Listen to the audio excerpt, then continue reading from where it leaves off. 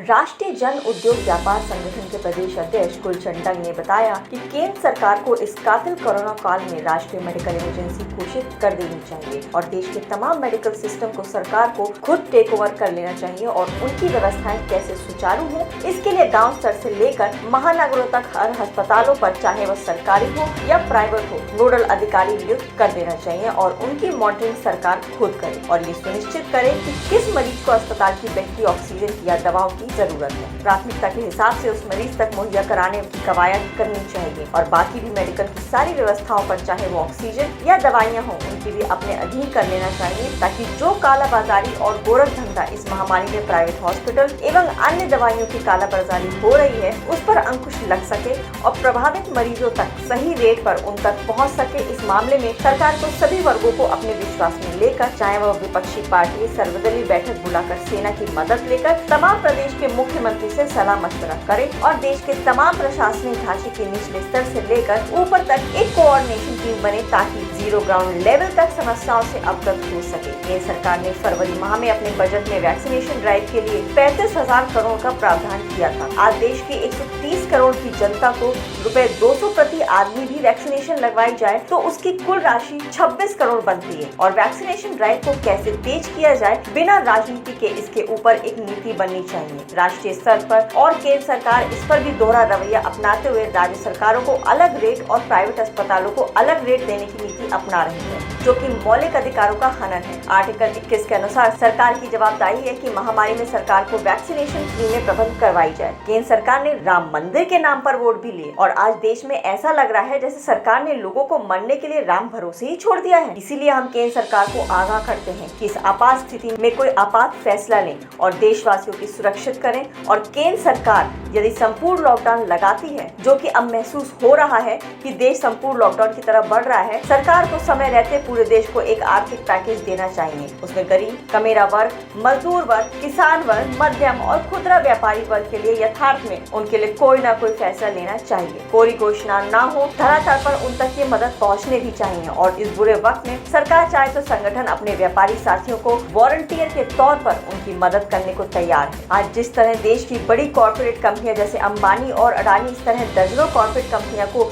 जिस तरह से ऑक्सीजन की किल्लत आ रही है, उन्हें युद्ध स्तर पर प्लांट लगाकर लोगों तक पहुंचाने का काम करना चाहिए था, क्योंकि इन्हीं कॉर्पोरेट कंपनियों को देश का हर देशवासी किसी न किसी रूप में कमाई देता है और केंद्र सरकार को टैक्स भी देता है और इन दोनों वर्गों ने आम भारतीय के लिए कुछ भी नहीं किया। समय का तकाजा ये कहता है कि मानवता एवं संवेदनाएं दिखाते हुए इन अरबों खरबों रुपए की और कॉर्पोरेट कंपनियों को एक एक दो राज्य गोद ले लेने चाहिए और मदद करनी चाहिए। व्यापार संगठन परमात्मा से दुआ करता है कि हमारे नजदीक हमारे कई साथी हमें छोड़कर चले गए हैं और आगे दुआ करते हैं कि इस पर रोकथाम लगे और देश को कुदरत की विपदा से निजात मिले।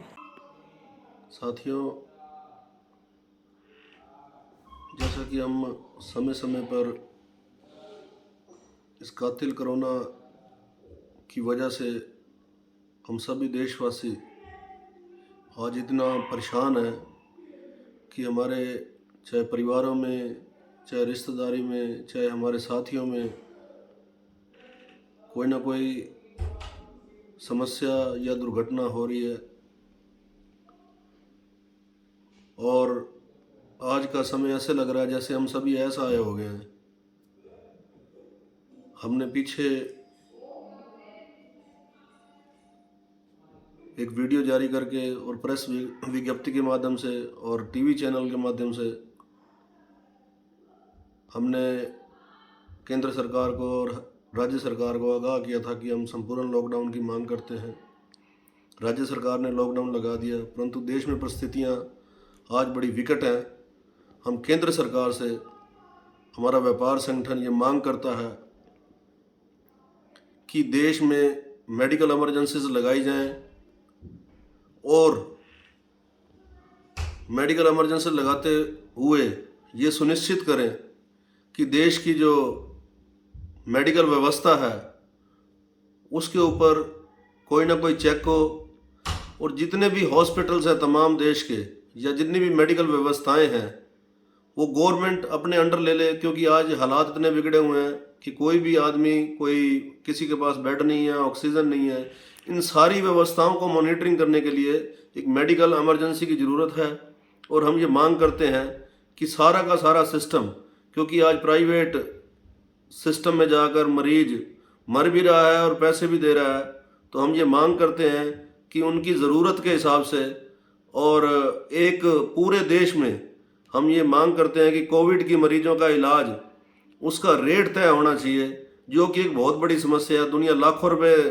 प्राइवेट हॉस्पिटल वाले मांग रहे हैं और काला बाजारी दवाइयों की हो रही है। इसके ऊपर चेक होना चाहिए और इसके लिए ज़रूरत है, आज बहुत ही ज़रूरत है कि एक देश में मेडिकल इमरजेंसी लगाई जाए।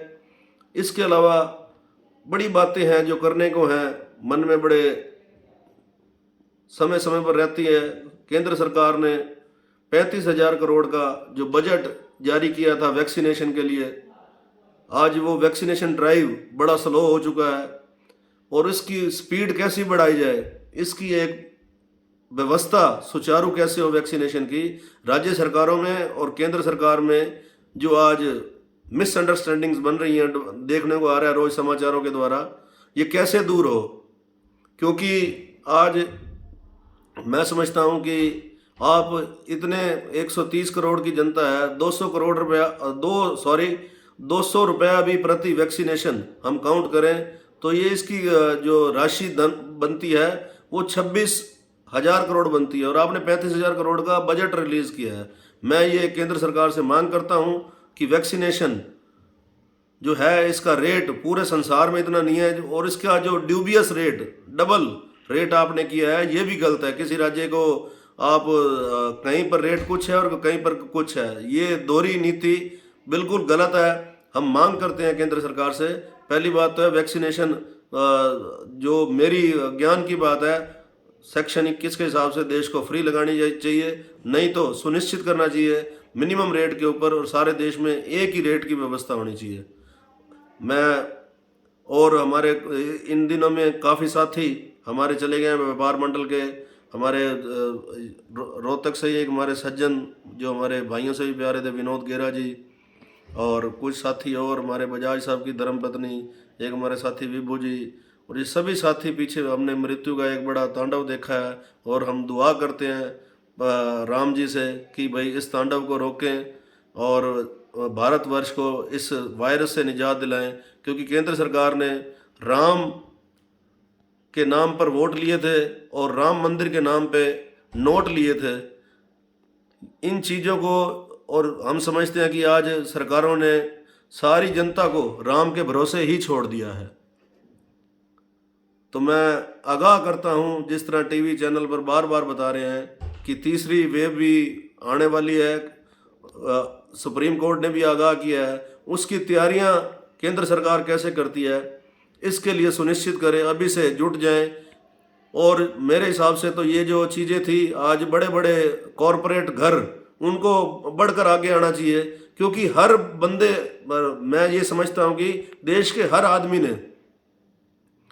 इन बड़ी कॉरपोरेट कंपनियों की अपनी कमाई दी है, क्योंकि वो जुड़े हुए हैं डायरेक्ट और इनडायरेक्ट। आज उनको बढ़कर आगे आना चाहिए। उन कंपनियों को ऑक्सीजन प्लांट देश को, मैं तो ये कहूँगा कि मुफ्त में मुहैया करानी चाहिए। अगर आप पैसे भी लेते हो तो कोई बात नहीं, परंतु पहल उनको होनी चाहिए। इतनी बड़ी कंपनियां हैं, आज देश के जितने भी राज्य हैं, ये बड़े बड़े कॉरपोरेट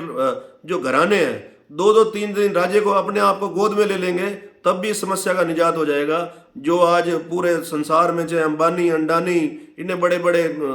जो कॉरपोरेट घर हैं, मैं ये एक सवालिया निशान लगाता हूं कि उनको बढ़कर आगे आना चाहिए। और ये ऑक्सीजन प्लांट तो युद्ध स्तर पर इनको लगा के देश की सेवा के लिए आगे आना चाहिए था। यही आज इंसानियत का धर्म बनता था। और हम ये, फिर मैं